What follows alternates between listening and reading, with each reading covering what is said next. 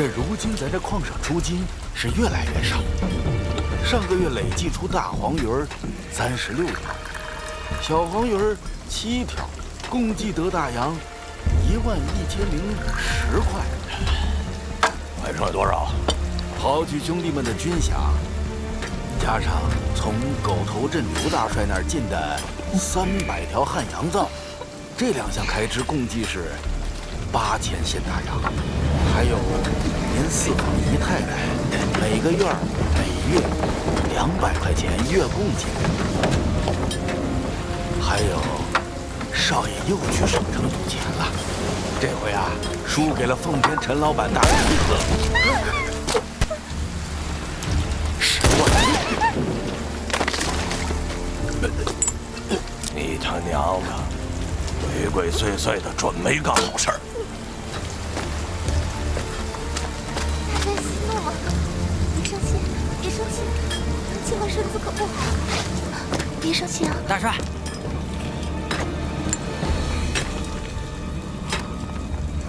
别气了，气坏身子。有鬼啊！有鬼！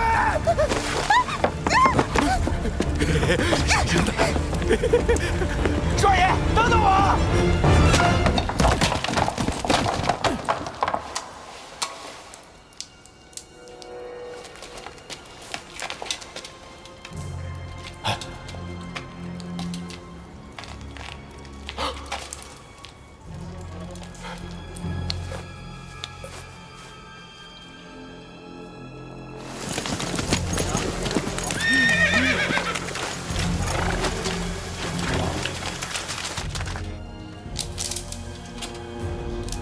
少爷，少爷，您看，这他娘是什么玩意儿？帅爷，您有所不知啊，小的早年游历江湖，曾听传闻啊，这盗墓贼啊有摸金一脉，这个呀，应该就是那摸金校尉的摸金符，里边肯定是大墓。大帅，不好了，大帅！他娘的，你好好说话！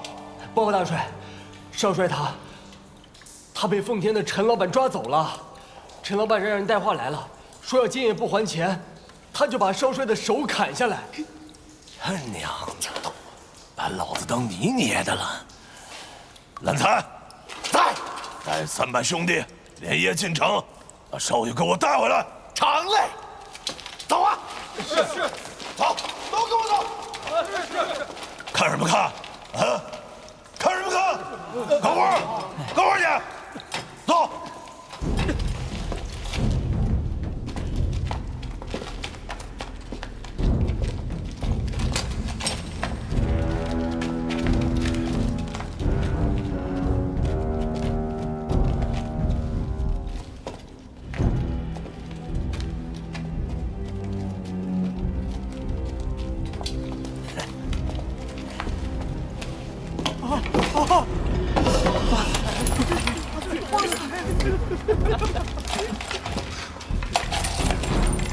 好多啊！叫外面的兄弟，把这些金银财宝给我搬到万春楼。我要让冯兄弟给我估个好价钱。是。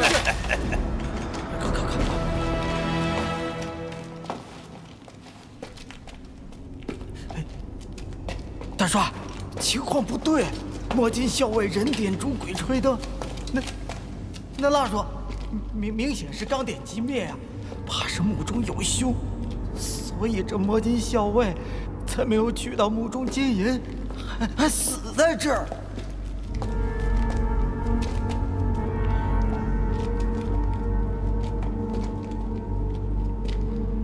老狗王，你什么都比懒财强，就是胆儿太小。把他给我打开！是。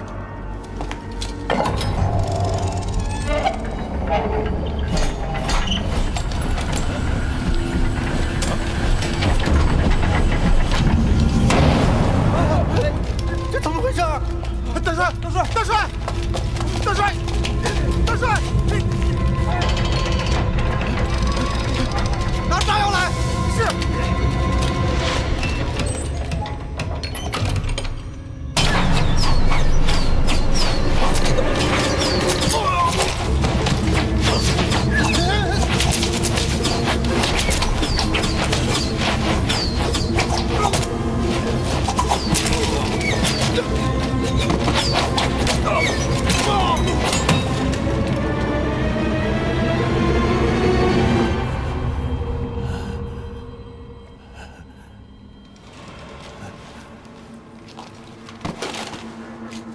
他娘的！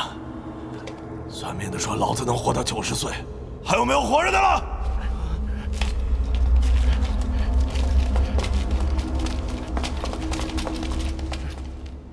把棺材打开，判你个电脑啊！大帅，你没事吧？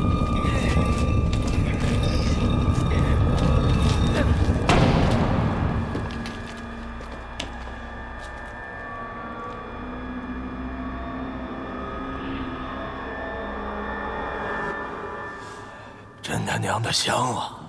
人都死了，还搞那么多胭脂水粉干什么？啊！把里边东西给我掏出来！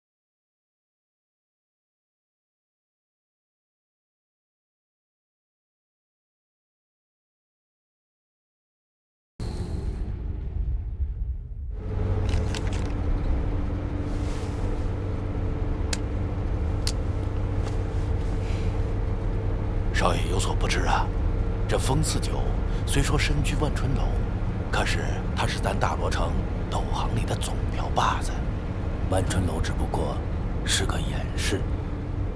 百姓们都说，一个风四九顶3个郑大帅。以我爹的性子，他就没点想法？不是老帅没想法，这风四九手眼通天，关系复杂，所以老帅也只能让他3分。哼，老子今天就让他知道知道，如今这大罗城，我说了算。帅爷，老帅如今尸骨未寒，我看应该先把老帅请回来，再做打算。要不是那墓中有宝贝，你当我管那老东西埋在哪儿？2年娶了4房姨太太，哼，他也活够本了。当初活活气死我娘的时候，他就该想到如今。风四九，巫山风氏后人，关山太保一脉，风氏一族祖居巫山棺材峡，通风水破甲，善关山指迷。风四九开设万春楼，整合斗行，治过、跑街、开盘，皆由万春楼牵线搭桥。万春楼规矩：英雄不问出处，名气不问来路。对了，还有一条规矩：万春楼不做洋人生意。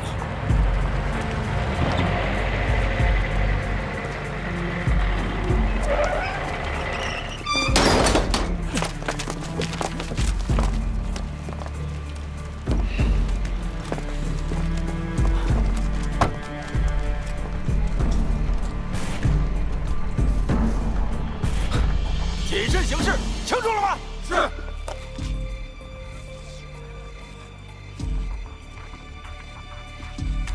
大哥，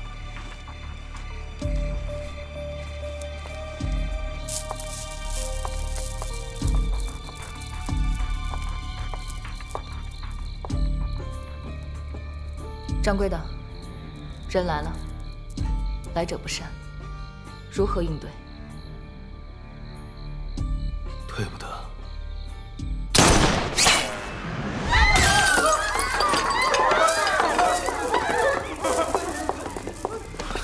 少爷，刚才跟您说了，不要冲动。你，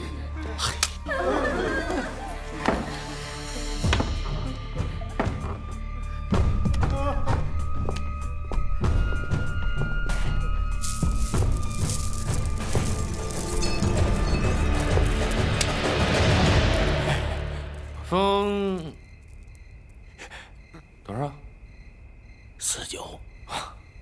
49。封总瓢把里，我是谁，就不用介绍了吧？这盏灯，省城吴专员所送，算上省城到大罗城的路资，一共1700块大洋。冯掌柜，误会啊，我们率人。我这枪啊，太响，震着我这耳朵。这盏灯，省城吴专员所送，算上省城到大罗城的路资，一共……干你娘的！你拿吴专员养？嘿，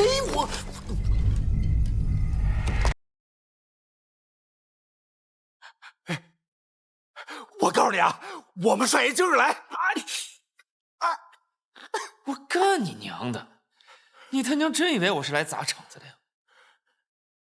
哼，2000块大洋，我明日派人送过来，余下的300块，我买封掌柜杯茶。请。老大，这风49敢跟当兵的硬碰硬，能入盗墓这行的，十有八九是亡命之徒。他有什么不敢的？大帅的意思是让我进墓，找回老帅的尸骨吧？正是。我郑东西一重孝，二重义，自然要寻回我爹的遗体，好让他入土为安。人是黄龙后，死归黄龙土，回龙故祖，入土为安。老帅生前与封某兄弟相称，我自当寻回老帅尸骨，择一良地好生安葬的。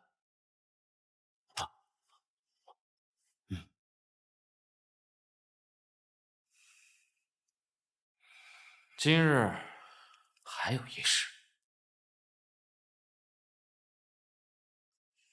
我派人打听过，这是一处大墓的地图，里面名器宝贝无数。我爹他在的时候啊，花钱没个章法，跟着他的兄弟们苦不堪言。现在好了，偌大个摊子留给我要是再对不起兄弟们，我就是不义。所以我想，你我兄弟2人联手寻得这宝穴，等得到了名器宝贝，咱们1人1半。不知封掌柜意下如何呀？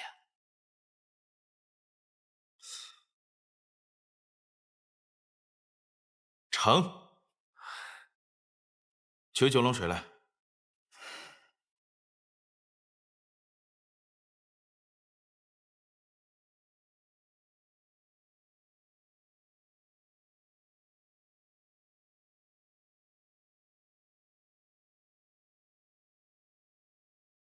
这是，但凡我斗行经手之物都经过特殊处理，只有这9龙水才能显现它真正的位置。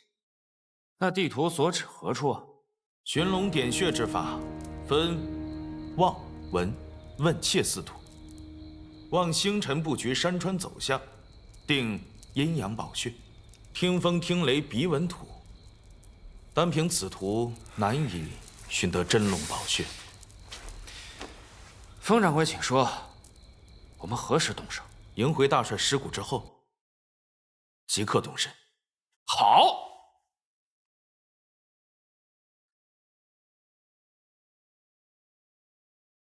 静候封掌柜佳音。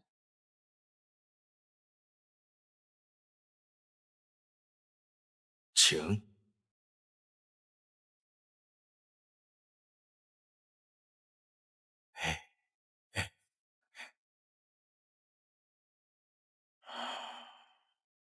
掌柜的，此人喜怒无常，睚眦必报，咱们何须和他合作？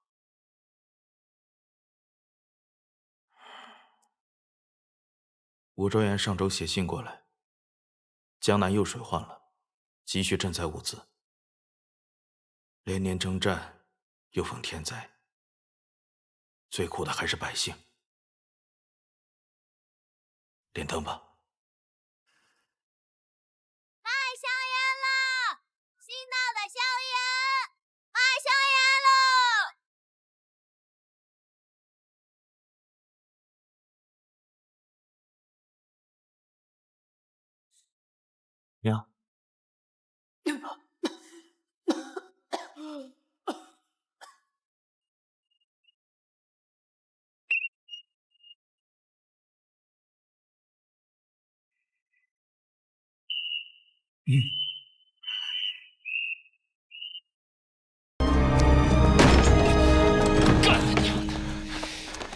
帅爷息怒，帅爷息怒，先让风四九这小子，让他再猖狂几日，等他事情做好了，再做了他也不迟啊。到时候在山里让他死于非命，就算他省城的吴专员来了，那也是死无对证啊。烂财，你他娘的老糊涂了！大罗城我说了算，到了穆里是那姓风的天下。你他娘的想害死我！帅爷，风四九他们常年出入墓穴，精通各路机关。不过要想在里面做了他，咱也请一些斗门英雄来，这事儿不就妥了？你认识？大小姐这些年在省城是人脉甚广，请大小姐找几个斗门高手一起来，应该不难吧？马上去办。好嘞。少爷，什么时候把老爷的遗体寻回，让我们见老爷最后一面？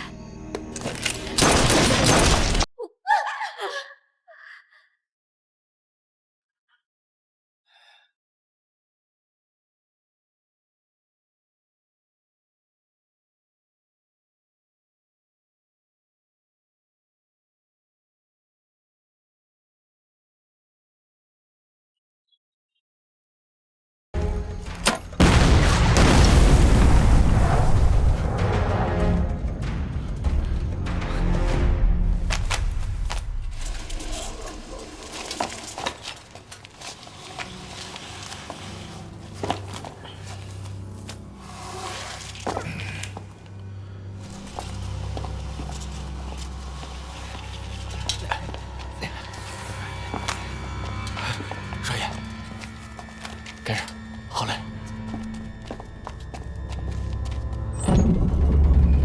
爹呀！走。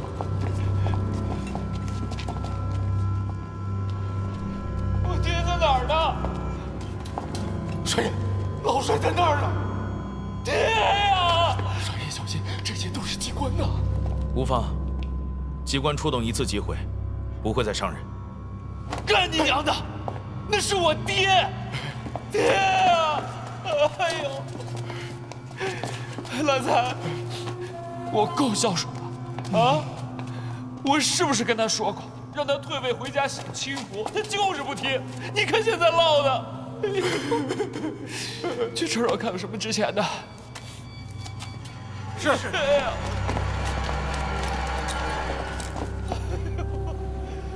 爹呀！我可怎么办呀？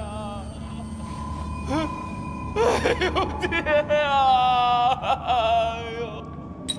大家捂住口鼻。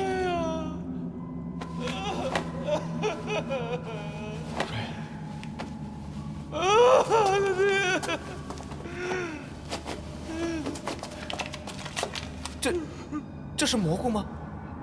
感觉像灵芝啊。这是什么呀？这是血灵芝。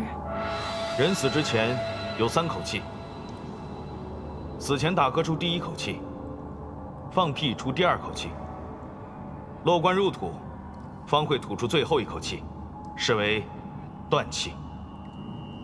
那这和血灵芝有什么关系？这墓主人生前显贵，死前曾大量服用灵芝、人参等珍贵药材。落棺之时吐出最后1口气，才会形成这血灵芝。这灵芝仅此一块，可就价值千金。菌种吸入口中，入体生根，神仙难救。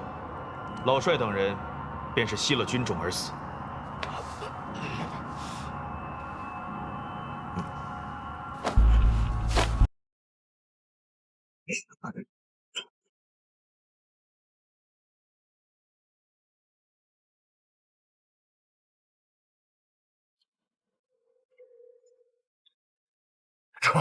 穿越。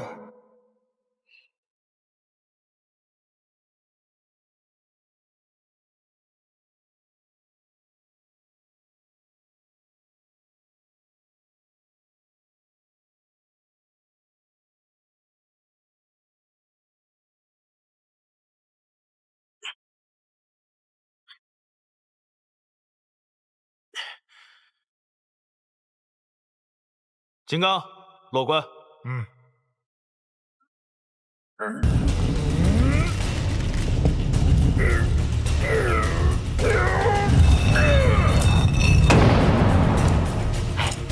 好啊，神力啊，神力！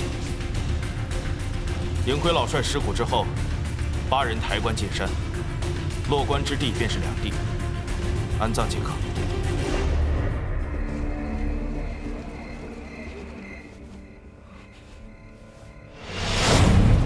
快跑！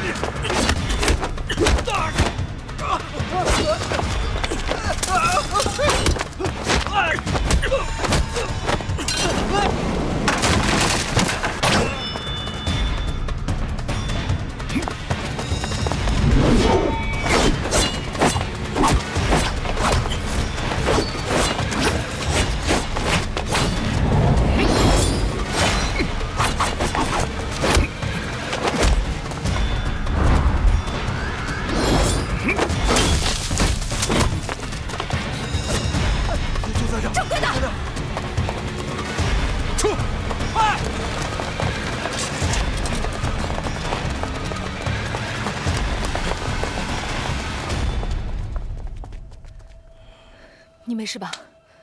无法，定是那郑东西派人干的。不清楚。想要我封4九命的人太多了。陈青山，你好大的胆子！我看几日前风四九与郑东西起了冲突，所以才决定安排这次行动。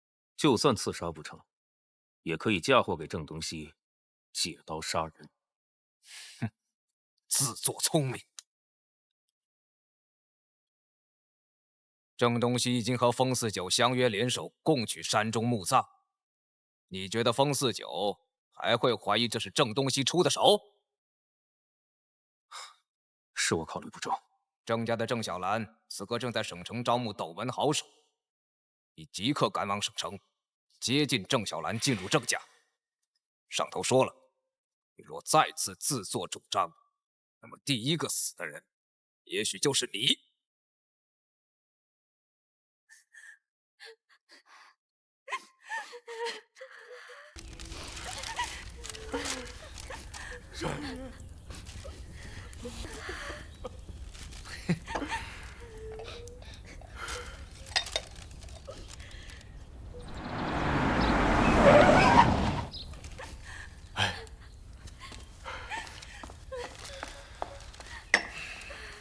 差不多行了。大小姐回来了，都给我高兴的。大小姐，您可回来了。少爷在屋里等着您呢。少爷，少爷，大小姐回来了。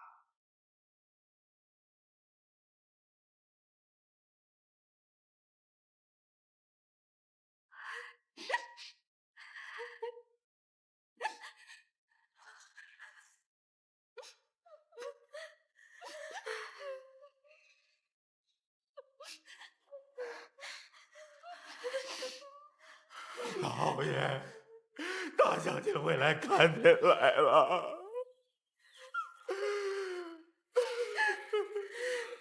好了，现在就剩我们兄妹俩了。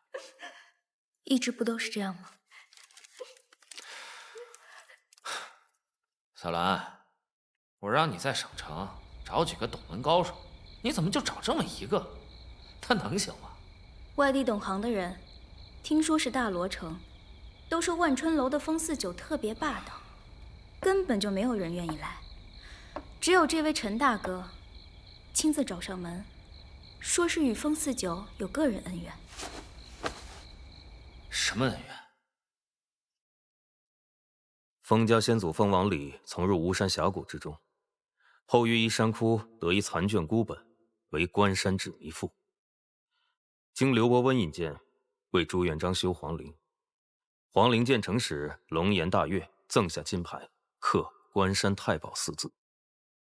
朱元璋询问封家先祖皇陵防盗之事，封家先祖进言：诛杀天下摸金倒斗之人，杜绝盗墓之事，便可防患于未然。天子大喜，夺封家经办此事，于是设局诛杀摸金、华丘、谢、搬山4派。这位兄弟，你又是哪门哪派的？祖上曾官拜发丘中郎将，斗门之中人称发丘天官。早知道小兰能请来此等高手，我又何必把那宝图给那姓封的？干他娘的！盗墓掘金分望闻问切之法，各家各有所长，各有所懂。分金定穴、望山定杀，非我这一脉的强项，所以此事离了风四九还不得行。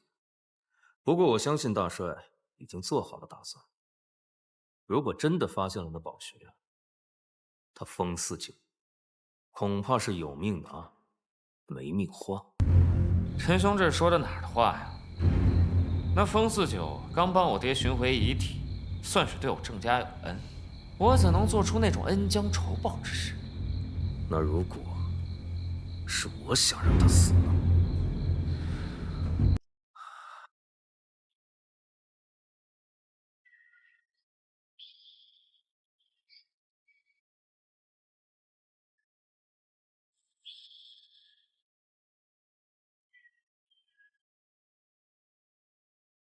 冯掌柜，地图所指真的会有那墓穴宝鼎吗？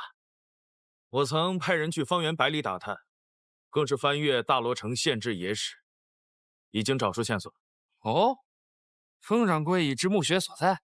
这大罗城曾是东汉藩王的分封之地，藩王沉迷酒色，信奉金石丹药之术求取长生，不料丹成之日，却身中丹毒，一命呜呼。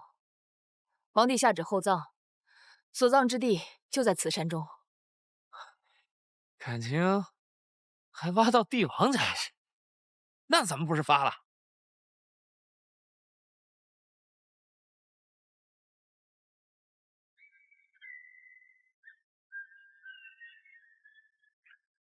谁呀？什么人？哎呦！老东西，你鬼鬼祟祟干什么？军爷，我就是山里的猎户，这是我的家，军爷。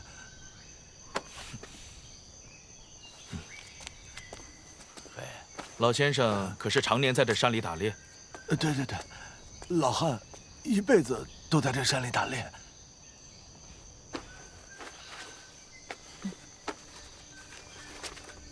那老先生，您可曾去过这里？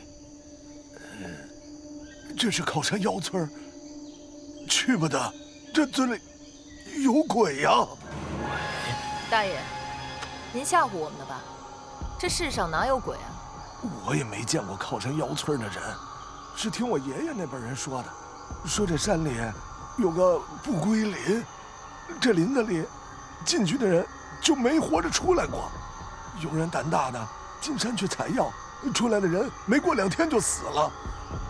临死前说那不归林后面有个叫靠山妖的村子，说那村里就没有活人。没有活人？是啊。那您可知道这靠山妖村的具体方向怎么走？军爷，就这个方向，大约有个30里的路程。谢老先生提醒，我们自然会小心应对。军爷一路小心。走。一路小心。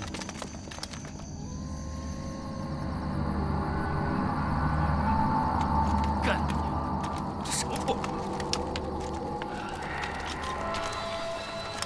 等，嘘！帅爷，怎么了？你听，什么声音这是？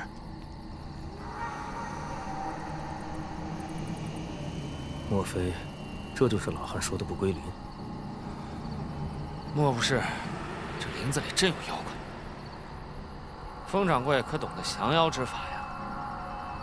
我掌柜的定能护你周全。你们在此稍等，我去探路。掌柜的，方掌柜的，我陪你去。无妨。哎，风掌柜，小心呐！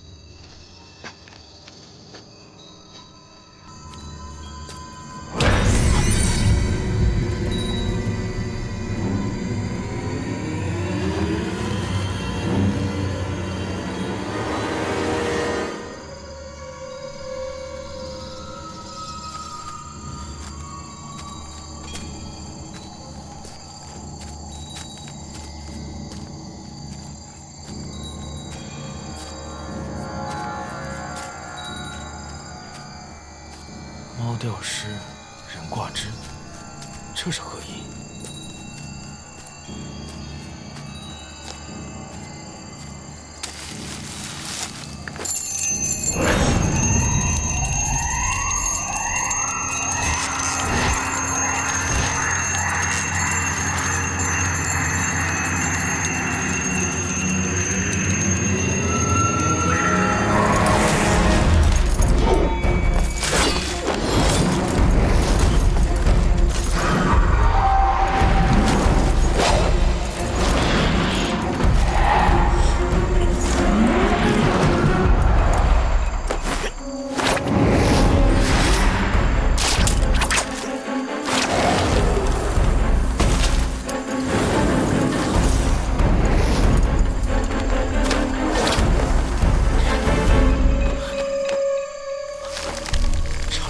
被鹰啄了眼，没想到我会折于此处。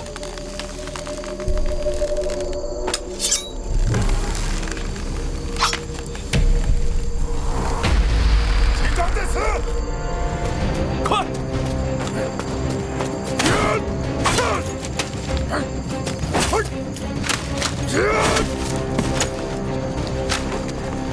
帅爷小心着，后面跟上！哎，快点！掌柜的，你没事吧？没事。干他娘的！这是闯进猫窝了。猫死挂枝头，狗亡弃水流。什么意思？传言猫为了向老虎学习狩猎的本事，就以自己吸血的本事进行交换。没想到猫学会了本事之后，就跳到了树上赖账。老虎只能把气撒在了担保的狗身上。狗跑进了河边的芦苇荡，才侥幸捡回一条命。保住一条命的狗发誓以后要报答芦苇，死后入河给芦苇做养料。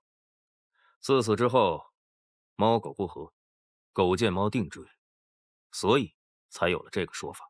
这猫吊尸倒是其次，懂得可真多呀！这靠山妖的村民们在这山中布下重重机关，显然是不想让生人进入。按照地图的指引，那远山汉墓也正是在这附近。兄弟们，打起精神，万事小心。都听见没有？打起精神来，保护好大小姐。走。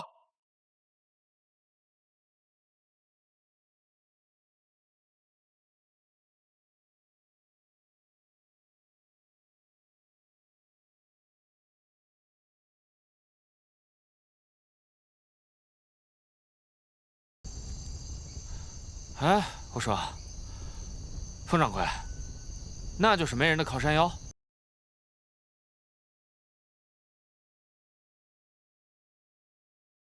汉墓就在山下。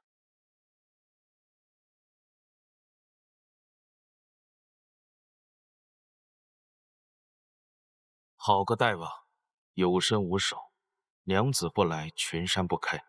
烧柴起锅，煮了干沸，凿井伐岩，问鬼讨钱。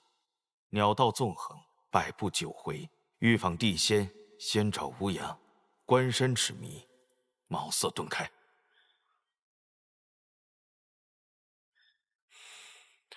他乱七八糟的说什么呢？想必这就是封家分金定穴的独门绝技——关山指迷赋。哼，这么简单？风水一说虽听起来像藏风纳水之所，然而其中原理极其晦涩难懂。敢问这位顶上元良，分过几道山家，拆过几道秋门呢？一江水有两岸景，山上搬柴，山下烧火。鹧鸪分山甲，鹞子九秋门。多层登宝殿，无处密龙笼。先生果然是斗门中人，看着先生十分面熟。敢问帅爷，贺喜帅爷！听到没？有2位英雄相助，那咱们此番肯定是马到成功，嘿，满载而归呀！啊，那是。哎，范掌柜，你刚才说的汉墓在哪儿啊？所谓横宫龙穴生荣显，界河川龙主富贵。这2山交汇，汉墓是双龙戏珠格局。双龙所系之珠，便是木门天顶所在。所谓沙水环绕，高1寸为沙，少1寸为水。沙水环绕为风水。墓穴入口当在村寨最高处。知了，你先行下山探路，万般小心。是，掌柜的。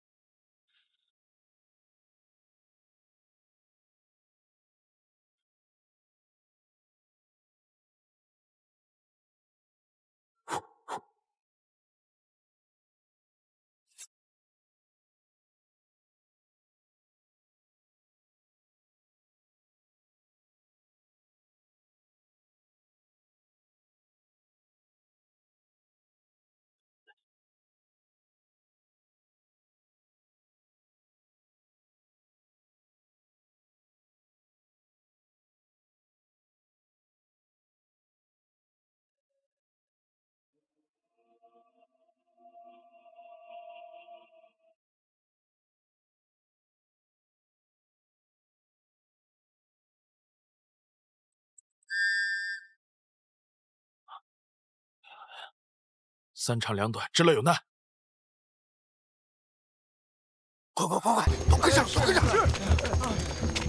快点，都跟上！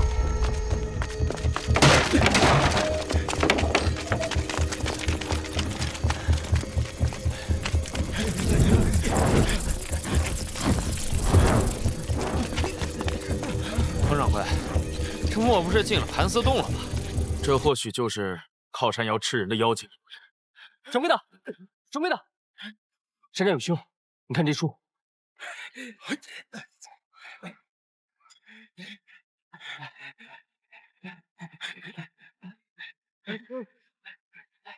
掌柜的，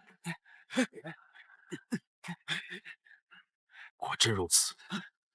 这靠山妖的村民是汉墓的守墓人，在此世代绝防止外人进入。没曾想，有人监守自盗，引发了诅咒。既然有诅咒，咱们还进不进这村子？我风四九从来就不信什么鬼怪诅咒之事。知了，进去看看。快！是。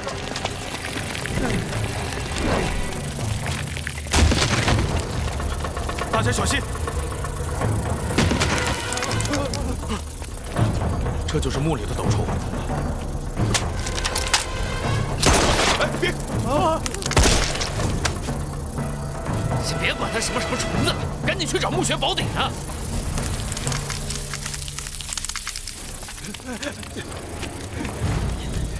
满村的羽拔都是斗虫所生，斗虫死，羽拔必疯，赶紧撤！快！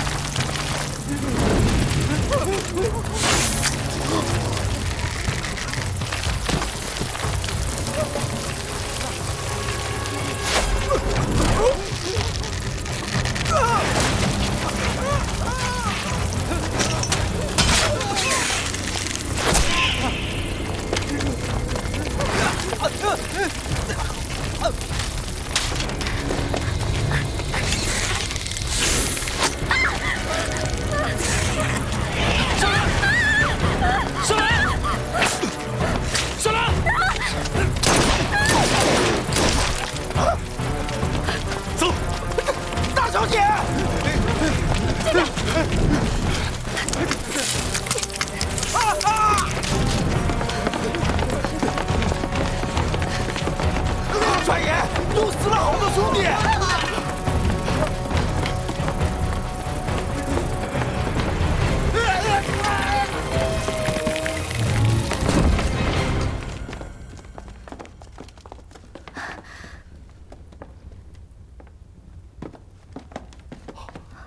小姐，斗门之中一直有传言：一怕异木，二怕粽子，三怕石虎。绝异木者祸及子孙，遇粽子必见血光，生石虎，九死一生。哎呀，石虎？什么是石虎？活虫入人体，水银封七窍，汽油渡全身，尸体不腐，毒虫不出，人便成虎。虫在人身，先吃五脏血肉，再吃同类，活下来的是为斗虫。斗虫封尸，变为尸虎。我明白了，这定然是这地宫之中挖出了这守墓的尸狐，引出了斗虫，才会全部惨死。只是，只有这几具干尸，哪来的这么多蜘蛛啊？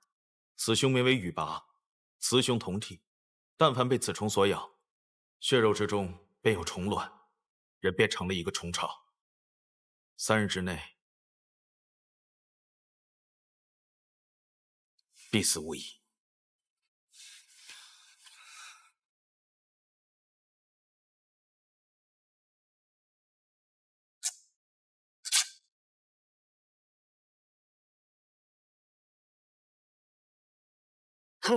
小姐，烂财，保护小兰！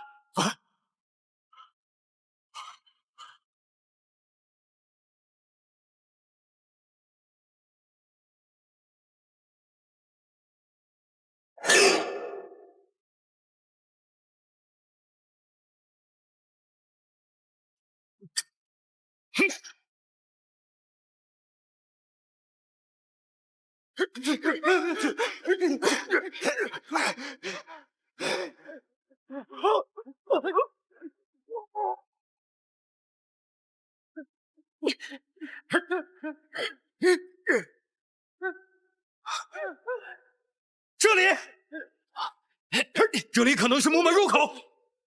炸！来人！来人！炸！慢！这是天地乾坤息，若是强行把它炸开，汉墓多流沙，我们都会被埋入底下。你管他什么天地乾坤息啊！打开啊！天地乾坤卓然一体，混沌之初，大有为始。少爷，又死一个！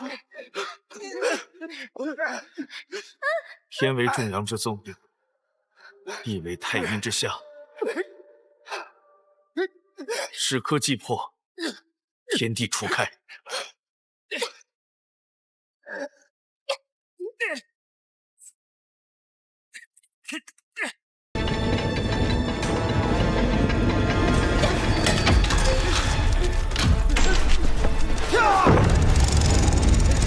走。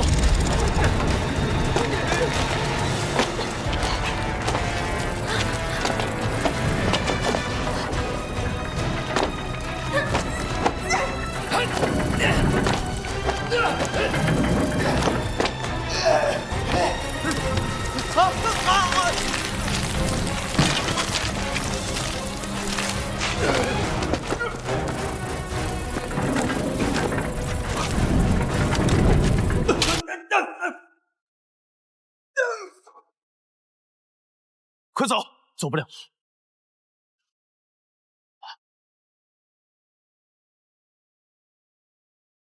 掌柜的，照顾好我娘。知道。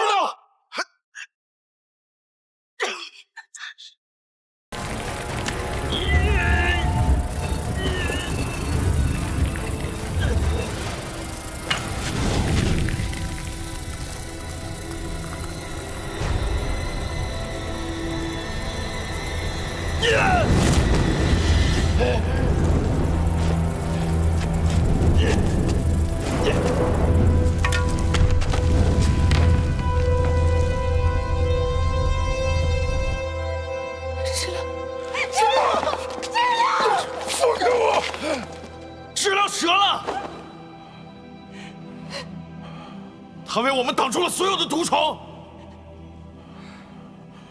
知了临死前托我们照顾雪姨，这是他最后的希望。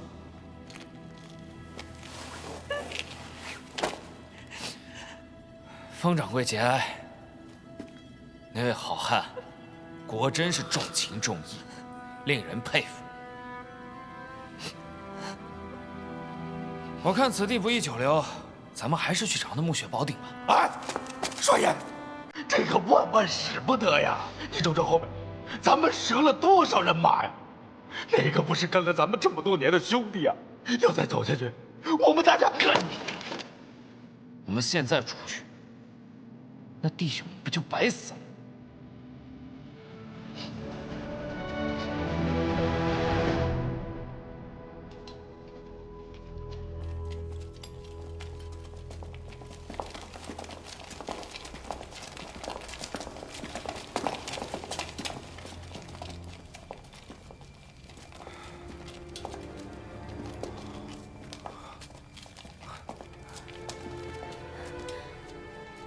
这上面刻的是什么？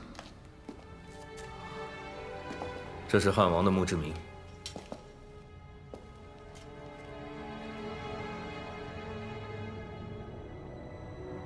这汉王在封地横征暴敛，并非朝廷不知。他有一块汉高祖亲传下来的丹书铁券。丹书铁券？汉高祖刘邦为奖励重臣，以铁为器，以丹书之。有此丹书铁券，死罪可免，活罪可逃。哼，看清就是个免死金牌呗。我说封掌柜，这什么铁券，值钱吗？汉高祖亲手传下来的丹书铁券最为珍贵，存世稀少，价值连城。那既然汉王拥有了丹书铁券，可是他又是怎么死的呢？汉王因酒色掏空了身子之后，迷信金丹强身之术，炼制9转回魂丹。药引子竟然是999个童男童女。什么古时候人烟稀少，那岂不得要屠尽一城孩童？此举终于天怒人怨，百姓揭竿而起，杀了汉王。幸好朝廷查明真相之后，赦免了百姓的谋反之罪。念及宗亲之情，把汉王及丹书铁券一同葬于此处山中。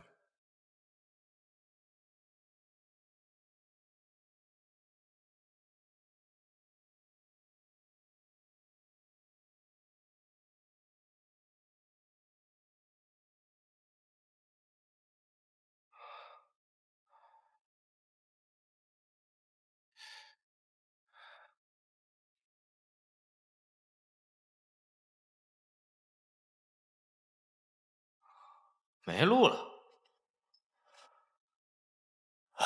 炸开！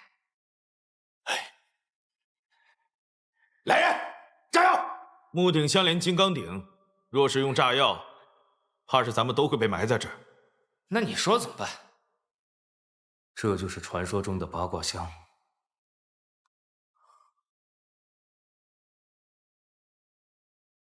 八卦锁便是密码。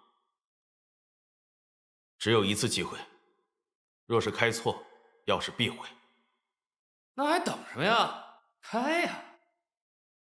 八卦无常，九宫离散，乾坤震巽，坎离艮兑，上北下南各有其方。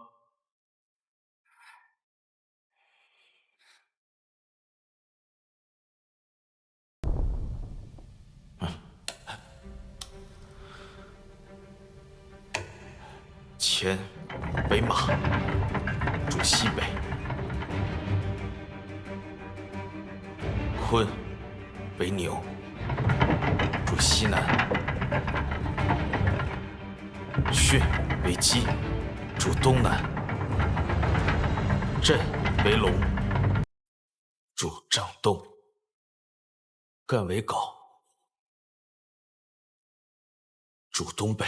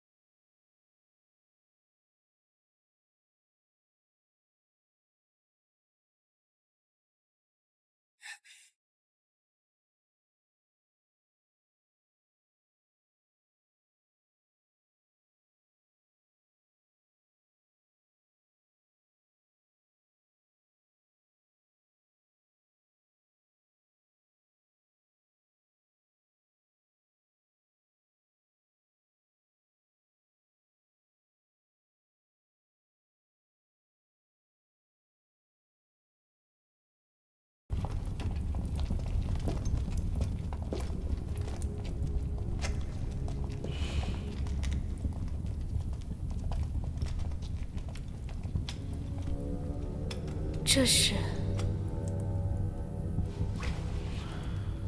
只不过是达官显贵死后，想依然有人服侍在左右。如此看来，主墓室应该就在前方。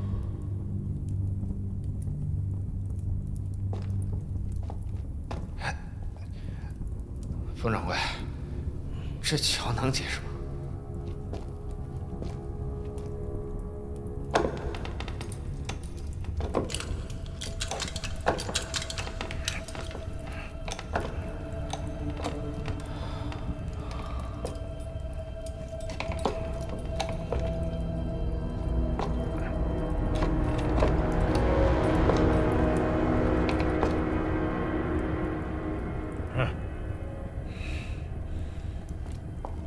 南财，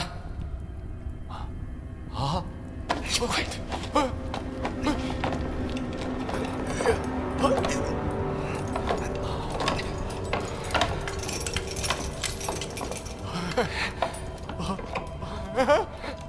来，小心！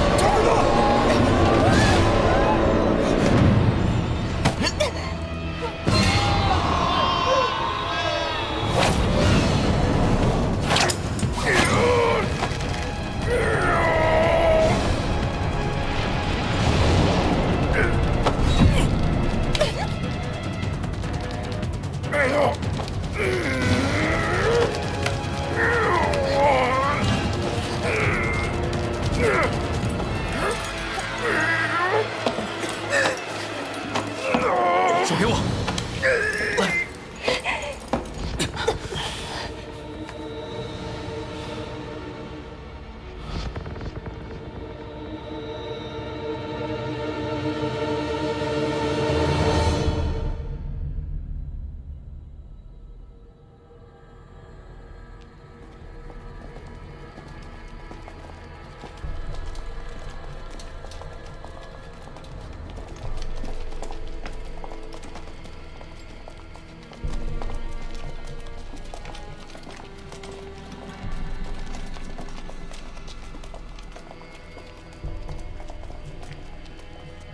2口棺材，冯掌柜，这肯定是汉王2口子一起埋在这里，是吧？这是阴阳母子棺，落葬之法里最为凶残的葬法。阴阳母子棺，这2口棺材的身份是母子关系。阴阳母子棺，母棺葬身，子棺葬魂，人魄分离，近在咫尺，却阴阳两隔。这是一种极凶的诅咒葬法。看来，这藩王残暴的确到了天怒人怨的地步。你管他是人是魂，你都打开不就完了吗？来人，快打开！打开！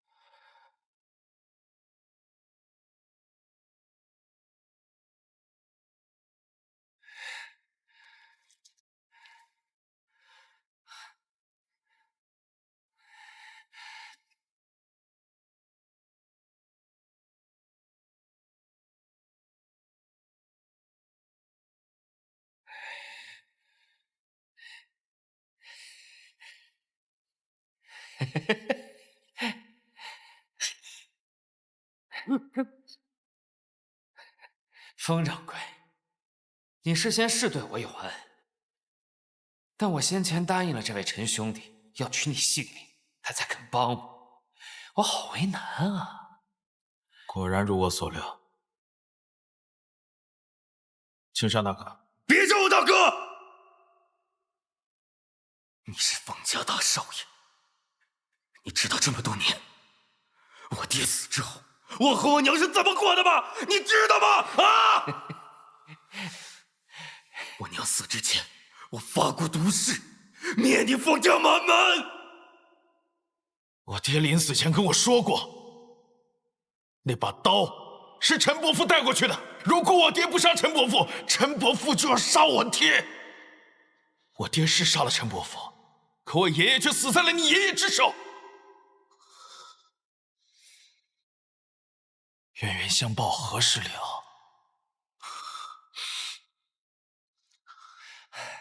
陈兄弟，是你杀的还是我帮你？我不管你们什么恩怨，我只要宝物。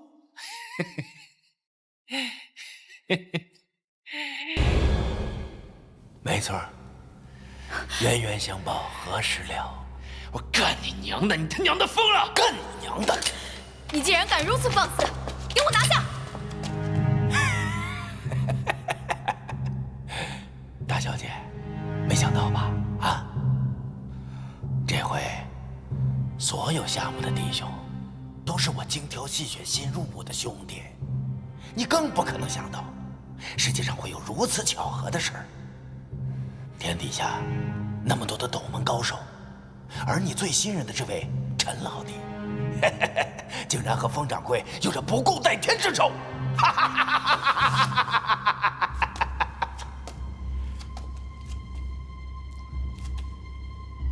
封掌柜，关山太保，这么多年，着实令人佩服。如今这所有的宝贝我都唾手可得了，你没什么价值了。你是从小看着我长大的，再说我们郑家对你不薄啊，我呸！是啊，这么多年，我在你们家啊伺候一老一少，你们一个好色，一个贪财。我问你，你们什么时候把我们当人看过？弟兄们，时候不早了，利索点儿，送他们上路吧。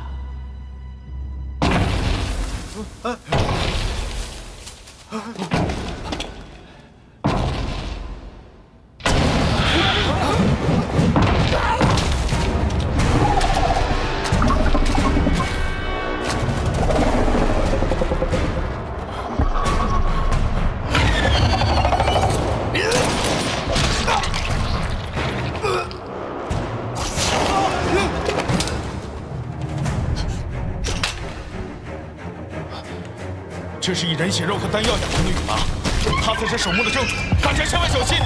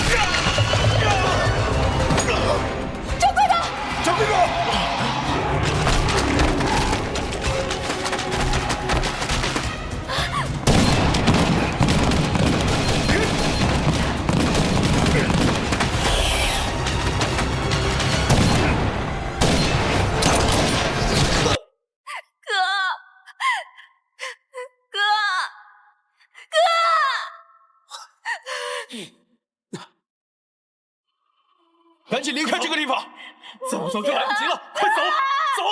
你放开我！走！掌柜的，快走！走！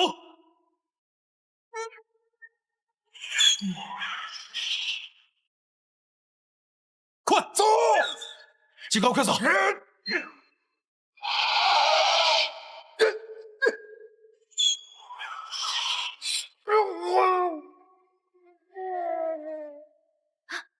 金刚，走！掌柜的，快走！快走！快走！金刚，快走！走！金刚！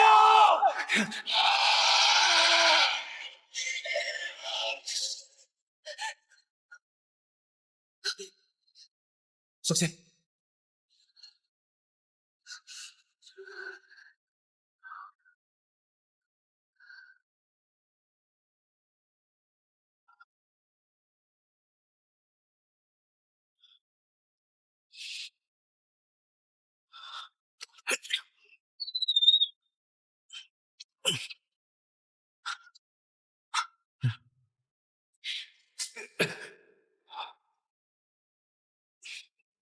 千玺，上！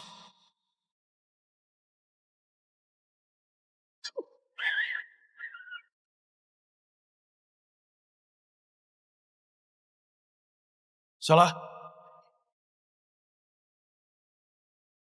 走！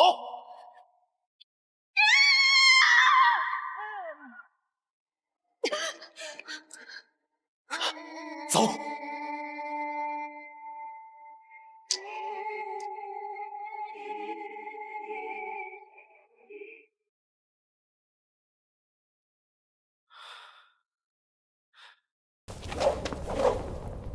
大哥，来。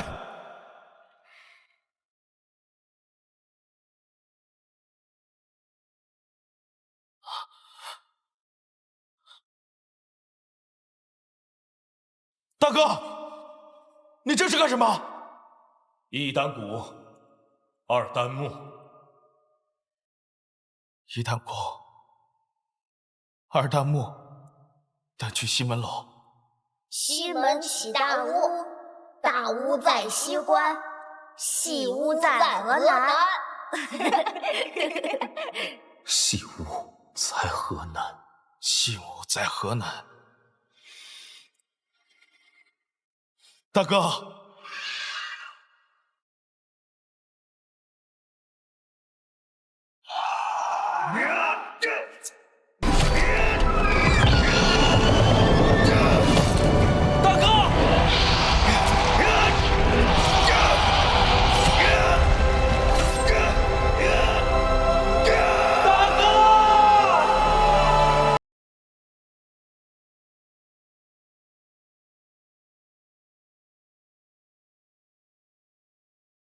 这次你所捐善款8万大洋，以悉数拨付灾民，我替江南数10万灾民，谢谢你。哎，国家兴亡，匹夫有责，四九只是尽了点微薄之力，但愿这点小钱能够帮到灾民。风老板，郑小姐，郑小姐，此次江南赈灾，郑小姐可是出了大力呀。好，难道就只有你风四九一个人可以当英雄吗？哈哈哈哈哈！